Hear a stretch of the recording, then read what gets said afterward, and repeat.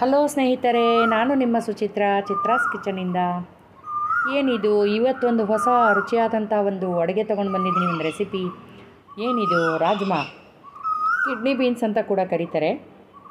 ಇದು ವೈಟ್ ಇರೋ kidney beans, purple colour ಕೂಡ ಬರುತ್ತೆ. ಅದು ಕಾಶ್ಮೀರಿ ಕಿಡ್ನಿ ಬೀನ್ಸು, ಅದು ಕೂಡ ತುಂಬ ಟೇಸ್ಟಿಯಾಗಿರುತ್ತೆ. ಅದನ್ನು ಕೂಡ ನೆಕ್ಸ್ಟ್ ಮಾಡ್ತೀನಿ. ಇದನ್ನು ರಾತ್ರಿಯೆಲ್ಲ ನೆನೆಸಿಟ್ಟಿದ್ದೀನಿ. ರಾತ್ರಿ ಪೂರ ನೆನೆಸ್ಬೇಕು. ಮಲಗೋವಾಗ ನೆನೆಸಿ ಮಲಗಿದ್ರೆ ಬೆಳಗ್ಗೆ ಎದ್ದರೆ ಈ ಥರ ನೆಂದಿರುತ್ತೆ. ಇದನ್ನು ಕುಕ್ಕರಲ್ಲಿ ಈ ಥರ ನೆನೆಸಿರೋ ನೀರನ್ನು ಬಸ್ತು ಚೆಲ್ಲಿಬಿಟ್ಟು ಬರೀ ರಾಜ್ಮಾ ಮಾತ್ರ ನಾವು ಕುಕ್ಕರಲ್ಲಿ ಹಾಕ್ಬಿಟ್ಟು ಒಂಚೂರು ಉಪ್ಪು ಹಾಕ್ಬಿಟ್ಟು 1.5 ಇಂಚಷ್ಟು ಮೇಲೆ ನೀರು ಹಾಕಿ, ನೋಡಿ ಕಾಳಿಗೆ ಉಪ್ಪು ಹಿಡೀಲಿ ಅಂದ್ಬಿಟ್ಟು ಸ್ವಲ್ಪ ಉಪ್ಪು ಹಾಕಿದ್ದೀನಿ. 1 ಇಂಚು ಚಕ್ಕೆ ಹಾಕಿದ್ದೀನಿ. ಒಂದು ದೊಡ್ಡ ಏಲಕ್ಕಿ ಅಂತ ಬರುತ್ತೆ, ಬಡಿ ಇಲೈಚಿ ಅಂತಾರೆ, ಅದನ್ನು ಹಾಕಿದ್ದೀನಿ ಒಂದು. ಮತ್ತು 1-2-3 ಲವಂಗ ಪೀಸ್ ಹಾಕಿದ್ದೀನಿ. ಒಂದು ಸಣ್ಣ ಏಲಕ್ಕಿ ಹಾಕಿದ್ದೀನಿ ಗ್ರೀನ್ ಕಲರು. 1-2 ಲವಂಗ ಹಾಕಿದ್ದೀನಿ, ಸಾಕಿಷ್ಟು. ಮೇಲೆ 1 ಇಂಚು, 1.25 ಇಂಚು ನೀರು ಹಾಕಿ ಒಂದು 8 ವಿಷಲ್ ಹೊಡಿಸ್ಬೇಕು. 8 ಅಥವಾ 9 ವಿಷಲ್ ಹೊಡಿಸ್ಬೇಕು, ಇಲ್ಲಾಂದರೆ ಬೇಗ ಬೇಯಲ್ಲ. ನಾನು ಒಂದು 8 ವಿಷಲ್ ಹೊಡಿಸಿದ್ದೀನಿ, ಚೆನ್ನಾಗಿ ಬೆಂದಿತ್ತು. ಇನ್ನೂ ಬೇಕು ಅಂದರೆ ಇನ್ನೂ 1-2 ಎಕ್ಸ್ಟ್ರಾ ವಿಷಲ್ ಹೊಡಿಸ್ಬೋದು ನೀವು. ನಾನಿವಾಗ ಒಗ್ಗರಣೆಗೆ ಇಟ್ಕೊಂಡಿದ್ದೀನಿ.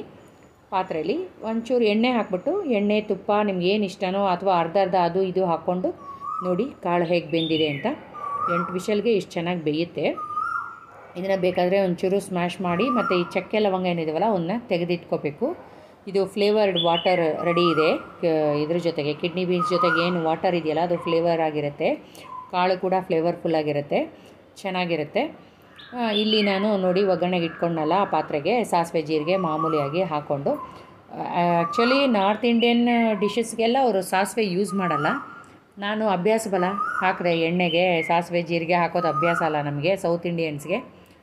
ನಾನು ಹಾಕ್ಬಿಟ್ಟು ಇವಾಗ ಈರುಳ್ಳಿ ಸ್ವಲ್ಪ ಒಂದು 4-5 ಈರುಳ್ಳಿ ಕಟ್ ಮಾಡ್ಕೊಂಡಿದ್ದೀನಿ. ಮೀಡಿಯಮ್ ಸೈಜ್ ಇತ್ತು, ತುಂಬ ದೊಡ್ಡದಿರಲಿಲ್ಲ. ಸ್ವಲ್ಪ ಈರುಳ್ಳಿ ಜಾಸ್ತಿ ಹಾಕ್ಕೋಬೇಕು. ಚೆನ್ನಾಗಿ ಈರುಳ್ಳಿ ಫ್ರೈ ಆಗೋವರೆಗೂ ನಾವು ಬೇಯಿಸಬೇಕು. ಚೆನ್ನಾಗಿ ಒಂಚೂರು ಉಪ್ಪು ಹಾಕ್ಕೊಂಡ್ರೆ ಬೇಗ ಬೇಯುತ್ತೆ. ಇದನ್ನು ಚೆನ್ನಾಗಿ ಫ್ರೈ ಆದಮೇಲೆ ಟೊಮೊಟೊ ಕೂಡ ಹೆಚ್ಚಿಟ್ಕೊಂಡು ಅದನ್ನು ಕೂಡ ಒಂದು 5-6 ಟೊಮೊಟೊ, ನಾನು ಹುಳಿ ಇರೋ ಟೊಮೊಟೊ ತೊಗೊಂಡಿದ್ದೀನಿ. ನೋಡಿ ಇಲ್ಲಿ ಚೆನ್ನಾಗಿ ಟ್ರಾನ್ಸ್ಲೂಸೆಂಟ್ ಆಗಿದೆ ಈರುಳ್ಳಿ. ಅದರ ಮೇಲೆ ಇವಾಗ ಒಂದು 5 ಟೊಮೆಟೊ ಹಾಕ್ಕೊಂಡಿದ್ದೀನಿ.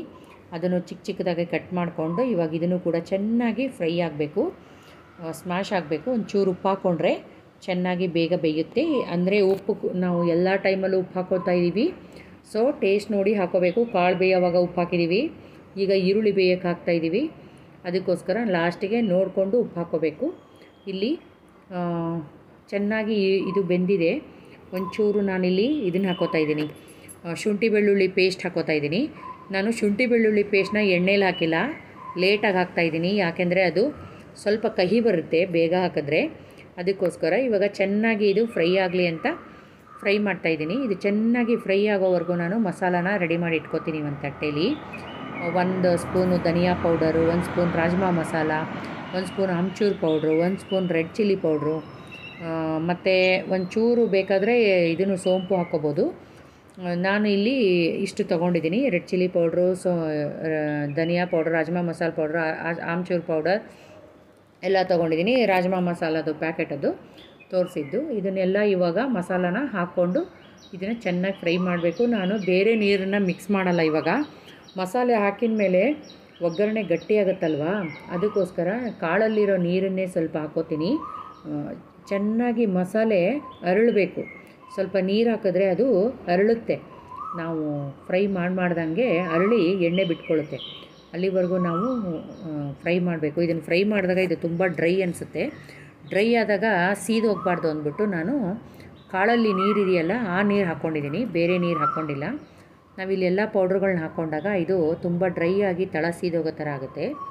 ಆವಾಗ ಕಾಳಲ್ಲಿರೋ ನೀರನ್ನು ಹಾಕ್ಕೊಂಡು ನಾವು ಚೆನ್ನಾಗಿ ಫ್ರೈ ಮಾಡಬೇಕು. ಆಗ ಈ ಮಸಾಲ ಪೌಡರ್ಗಳು ಏನಿದೆ ಚೆನ್ನಾಗಿ ಅರಳ್ಕೊಳ್ಳುತ್ತೆ.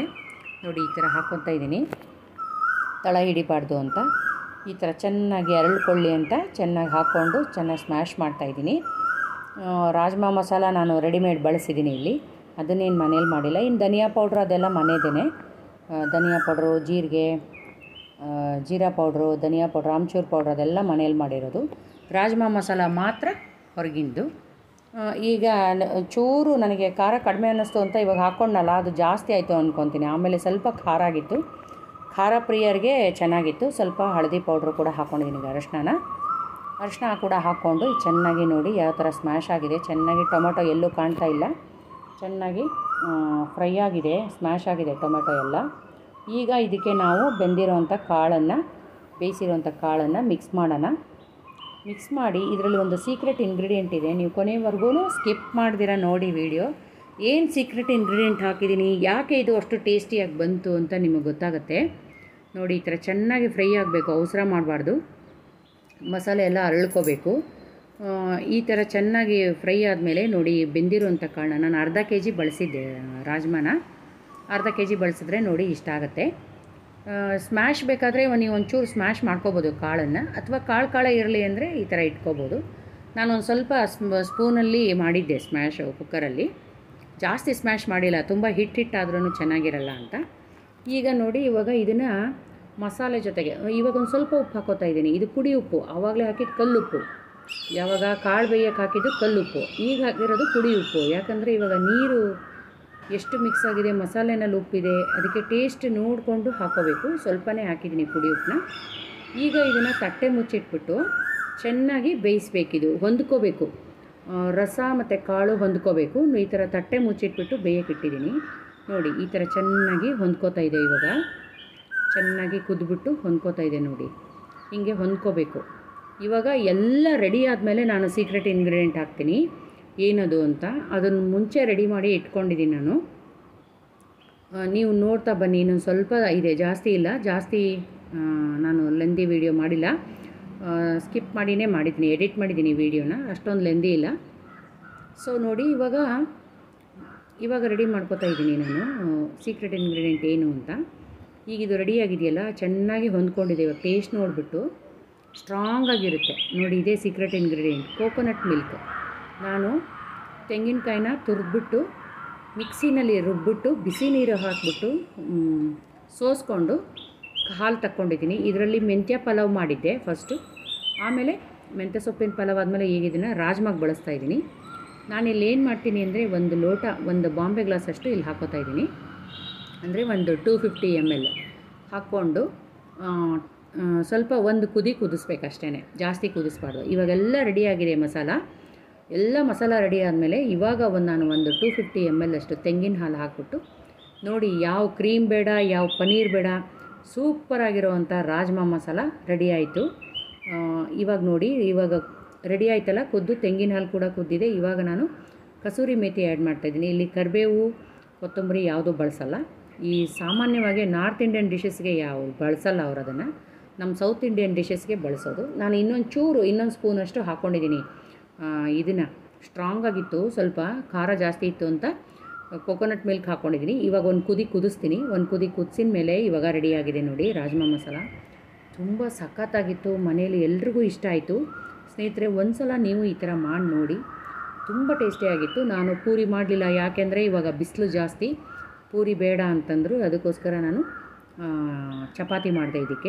ಇದಕ್ಕೆ ಜೀರಾ ರೈಸ್ ಕೂಡ ಮಾಡಿದ್ದೆ ಮಧ್ಯಾಹ್ನ, ತುಂಬ ಸಖತ್ತಾಗಿತ್ತು. ಜೀರಾ ರೈಸ್ ಮತ್ತು ಚಪಾತಿ, ಪೂರಿ ಸಖತ್ತಾಗಿರುತ್ತೆ ಸ್ನೇಹಿತರೆ, ಮಾಡ್ಕೊಂಡು ನೋಡಿ. ಧನ್ಯವಾದಗಳು, ಬಾಯ್ ಸ್ನೇಹಿತರೆ, ಮತ್ತೆ ಸಿಗ್ತೀನಿ.